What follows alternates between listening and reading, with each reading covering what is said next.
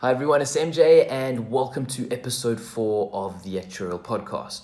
Now before we get into the topic today, which is the stock market dead? I'm just going to do a very quick little bit of admin. The first thing that you'll notice is if you're watching this on the YouTube, that you'll actually seeing my face this time. It's not just the little background with the little wavy thing.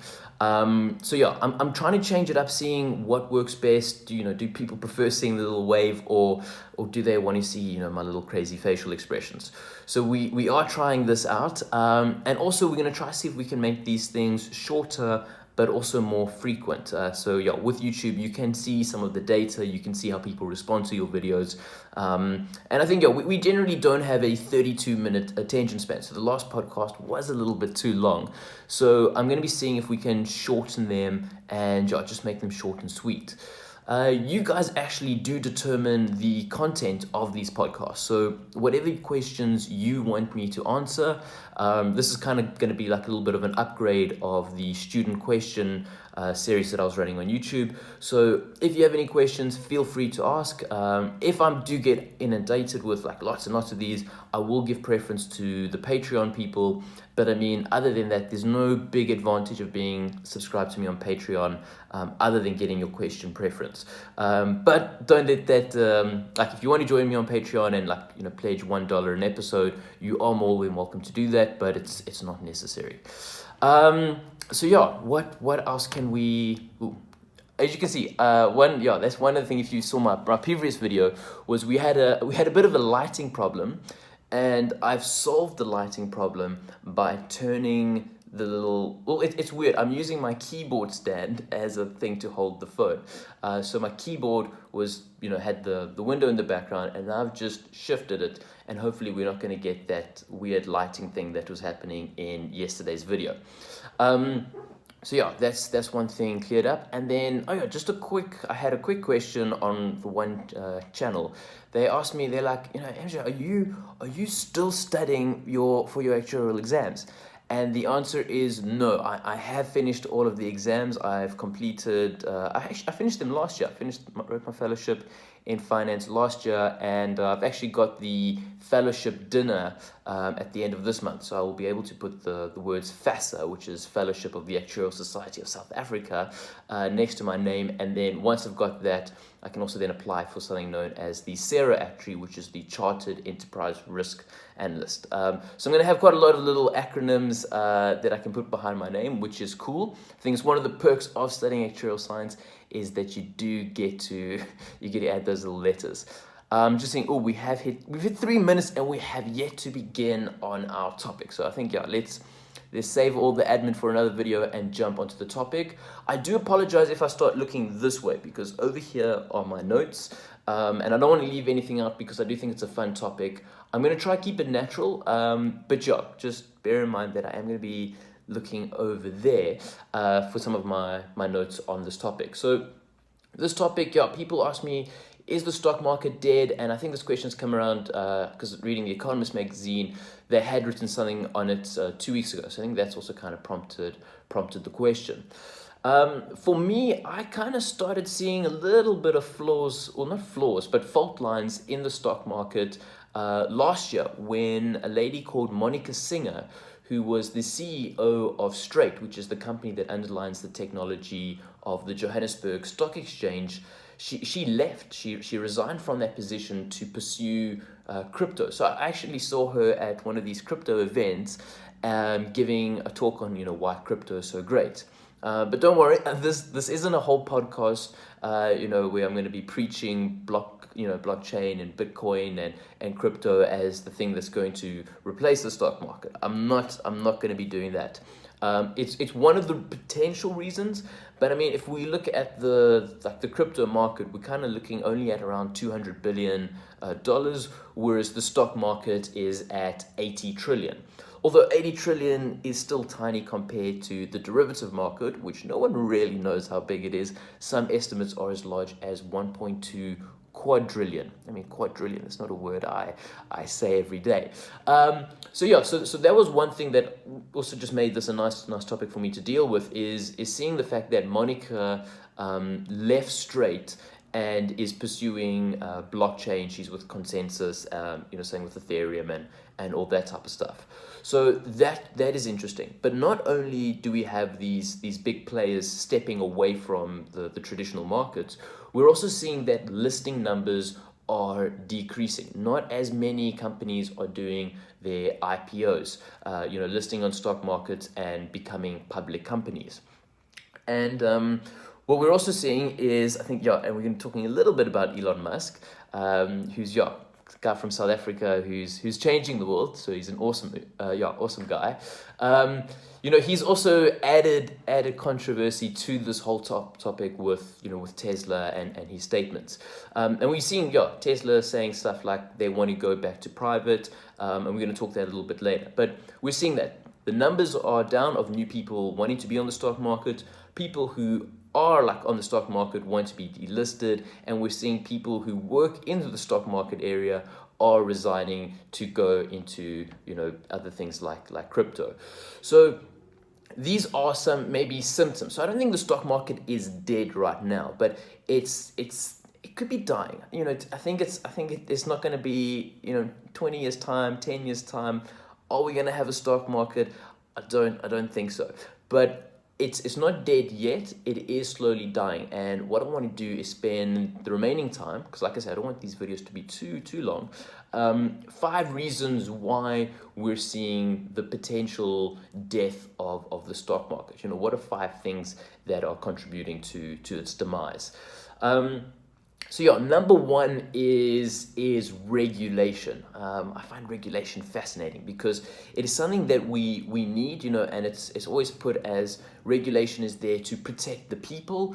But of course, regulation has a more dark or sinister use, and that is it can also protect people in power. And we don't know if stock market requirements have become so strenuous because of big firms trying to limit new entries because that's potentially competition. But to try and register your business onto the stock market in just say South Africa, it is a nightmare. It is an absolute nightmare. You do learn about this process at fellowship level when you're studying for actuarial science, and you see you do have to go through a lot of hoops. So it's time consuming, it's expensive because you need a lot of consultants to help you with it, it's difficult, and it is stressful. There's deadlines to meet and there's all these type of things. So regulation, which is supposed to be there to protect the people, has kind of been also used to keep people out, and it's doing a very good job at keeping people out, as we're seeing from the statistics of people, not that many people are listing. And then also we've got the people who are listed who are kind of thinking, hold on, this isn't really working out for us. For instance, Elon Musk with Tesla, he says that the stock market has become a distraction. The fact that the prices is keep going up and down, and people, that's all they want to talk about. It becomes a distraction. It becomes a short-term fixation. So when Elon Musk wants to make a decision, he can't say, okay, what's the best long-term without really considering what the short-term implications are going to be on the stock market. So Elon Musk doesn't like that. And that's why he sent out that notorious tweet where he said he wants to take Tesla back to being a private company. And that got a lot of people upset because that influenced the stock price. If the price is going to go back to being private, it means people are going to buy it out, which just means that in the future there's going to be a big demand for the share, and people reacted now and that pushed the share price up, which meant a lot of people who had shorts on Tesla lost a lot of money, people who had longs on Tesla made a lot of money, and the regulator was like, whoa, Elon, you're not allowed to do this. You are not allowed to say something that is going to impact the share in such a way like that. And that they, said, is this insider trading? Is this fraud? And all that type of stuff. But that actually goes into point number 3. The fact that Elon Musk has been accused with fraud. I mean, yes, we don't want unfair people participating in the market. The problem is that they are. Inside trading does happen. And we know that this happens because of the numerous cases of people who are constantly being fined for doing this. I mean, in South Africa, with the whole Steinhoff disaster that we've had, they're finding emails of the one CEO sending emails to his 5 friends saying, hey guys, trouble's coming up, you better sell, or not saying it that directly, but kind of giving them the warning before that SENS announcement is made, giving these people an unfair advantage. But sometimes it's not even, insider trading doesn't just happen at such a sinister level like that. If you're a hedge fund manager and you've got billions under you and you call up one of these CEOs and you say, hey, I want to come to a party on my yacht, or do you want to go have lunch at this really expensive restaurant? The CEO's ego is going to, be like, of course I'm going to go for a fancy lunch. And then just at that lunch, the hedge fund manager, the CEO doesn't have to say anything like, oh, we're going to have a good month or we're going to have a bad month. Some of these hedge fund managers can just read the body language. Is the CEO relaxed? When I mentioned this thing, did they stress up? Did they tense? Did they not? And just by having this lunch, even though it might not be any verbal information that they're getting, just that, how do they react? Hedge funds can kind of sniff that out and then make trades. And that is information that the rest of the market doesn't have. So current stock market, it is not very fair. Look, it's probably way more fair than the crypto market. I mean, insider trading and all the other shenanigans that happens on the crypto market is horrendous. I mean, the pump and dumps and people pushing up shares. I saw there was that one coin. What did they say? They were like, oh, we're going to be listing on Binance soon, because that normally shoots the price up of a coin as soon as it gets listed on a big exchange because of the liquidity bump and all of that. And the thing is that it was a complete lie. Like Binance had you say, this coin will never, ever be listed because of what they did. This is so wrong. But at least there's a little bit of self-regulation. Binance is saying that we're not going to do with people who lie and cheat. But these guys who made the statement, I shouldn't go see. I should have researched. A little bit more for this podcast and seen what the price effect was on that coin. But yeah, I would anticipate it or expect it to have increased quite drastically, especially from a lot of the speculators who kind of dominate the crypto market. The crypto market is very much speculators in that. Whereas your stock market, you do have a different type of investor. You do have your more traditional ones. You do have speculators, but mainly it's the traditional type of investors. So yeah, that was number 3. Number 4, I guess, this is one thing. So insider trading is a problem with the stock market, but it is better than crypto. Point number 4 is where I think crypto is better than the current stock markets. So stock markets, there's basically 60 big stock markets in the world. And to buy and sell on them, there's a whole process you have to go through. You have to get a broker, you have to get a license, you have to fill out this form, blah, blah, blah, blah. There's a lot to do. You can't just say, hey, I want to invest in some Chinese stocks today. I want to go in and buy, some of the share.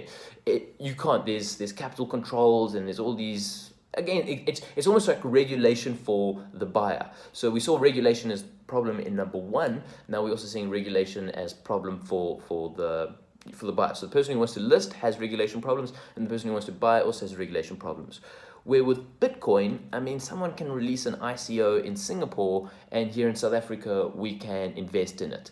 I know they're trying to bring in this whole KYC and try and confuse the whole thing, but essentially, you can make these trades cross borders. There isn't any of that global barriers.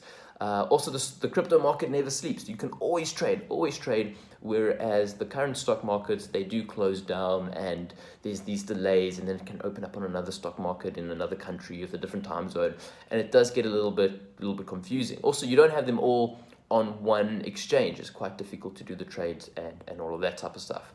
So I would say that's maybe number 4, probably not the biggest reason. It's not the biggest reason. We are getting to number 5. So number 5 is going to be the biggest reason. And this I am drawing a lot from the Economist article. They make a very, very good point here. They say that people or businesses, startups or new businesses, don't need as much capital as they did before. This is interesting because, back in the day, if you wanted to start up a company, you needed your warehouse, you needed your, machines, you needed your, there was a lot of fixed assets. Now you want to start a company like Snapchat or Instagram or one of these tech firms, and you just kind of need a garage with a table tennis to keep the programmers happy. So there isn't that much of a capital outlay as what you need with more traditional buildings. So they kind of say that's one of the reasons. But I think one of the broader themes was that capital is not as important. So That's one of the main reasons why people come to the stock market, because remember, you're coming to the stock market, you're giving up control. If you're a business owner, especially ask the poor guy for GoPro, he's realizing that listing on the stock market was maybe not the best idea, and that there was a lot of stress from shareholders and expectations and all this. Because yes, the stock market gives you a lot of money, but this money does come with strings attached. There are boards, there are shareholders, there are reports that need to be made on a quarterly basis, and so forth. You have to talk to regulators and make sure that you're being good because you're in the public. But it does come with all of this money. And now what the Economist Magazine is saying is, A, people don't need that much money as they did in the past. New businesses don't require that much capital. And B, there are alternative sources. So back in the day, it was mainly the stock market was where you got your money, you issued shares, you got some money. Nowadays, private equity funds are very big, very, very big. People see them as slightly being less correlated to traditional stocks. So they're putting significant amounts of money into private equity. And these private equity guys, they're kind of sitting on a lot of cash. So there's a lot of cash in the world at the moment. And they're quite happy to dish it out to these young startups. They have the capacity to have them. And sometimes what you're seeing is companies are being traded between these private equity funds. So a small private equity fund will start you up in the angel investing, then in the development phase, a bigger fund will buy them out, and then when you're joining them, another fund will buy them out, and so forth, so forth, so forth. There's also alternative mechanisms like ICO. I don't know if ICO was a fad. I mean, you look at the graph, it does look a bit like a fad. That's the initial coin offering. I don't like ICOs because essentially what you're doing with the ICO is you're giving people money before they do anything. Where at least with the stock market, you have a company that you're then listing, and it's one of the requirements is that you do have to have something to show for it. With an ICO, it was abused a lot for scams. I think there is a good place for ICOs for certain projects. But I think the abuse for them is quite high, and they do require a lot of self-regulation and people to be educated, which I think Reddit does a good job. Reddit really does do a good job in pointing out the scams. But there we go. Ooh, we've hit 17 minutes. I wanted this to be a little bit shorter than that. Okay, let's maybe wrap it up. We've got our 5 reasons. So the 5 reasons were regulation for companies to list is a barrier. Reason number 2 is that companies that are listed are seeing that it's not that beneficial. Number 3, there's still some unfair activities happening with insider trading and fraud and all of that. Number 4 is restrictions and just the way that the market has been segregated geographically. And then number 5, the fact that companies don't actually need as much capital as they did before, and that there are alternative mechanisms for funding. So either the stock market has to sort itself out, or there needs to be a big cash or capital crisis for them to become relevant again. But we are seeing the stock market, I don't think it's going to die. I think it might transform. Just how the trading floors underwent quite a big transformation, went from the pits to being more online. I think we will kind of see more of that. So I think the stock market will evolve into something else. Its current state, I think, doesn't have long to last. But it's going to be exciting to see what happens in the future. What's going to be there to replace it, and are actuaries going to be involved? Because actuaries, we should be getting involved in this stuff. Valuing companies and all this type of stuff is something that we are trained to do. So if you are studying actuarial science, I do encourage you to have a look at the stock market problem. Put your thinking cap on and let me know if you have any solutions in the comment section. But other than that, please feel free to post some more questions. I know, I've got some nice questions coming up around actuarial science and artificial intelligence. Are the two gonna, be a nice marriage, or are they gonna kill each other? And then someone's also sent me a nice long email with there's 10 questions on travel insurance. We might even have an entire episode on travel insurance. But I want to end this before, because I see, we are coming close to 20 minutes. So let me end it right now. Thanks so much for watching. Let me know what you thought in the comment section below. Hit like if you did enjoy, just so that I can kind of gauge, what type of videos you guys want. Anyway, keep well. Cheers.